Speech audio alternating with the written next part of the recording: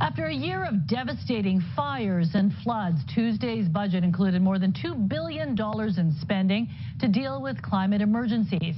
But critics say the government still isn't taking action on the root causes of the environmental crisis. CTV's Binder Sudjan reports. By now, these images of a flooded Fraser Valley are familiar, though described as a once-in-a-lifetime event. The province says climate change may make the disasters more frequent. It's not enough to react.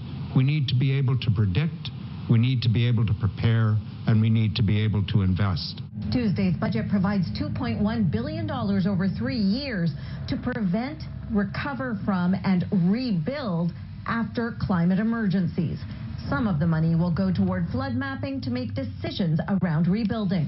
We all need to take into account in the advent of climate change is that building in flood-prone areas is clearly a hazard. If you're in a boat that's leaking, you need to bail out the water with a bucket, but you also have to do something about the leak.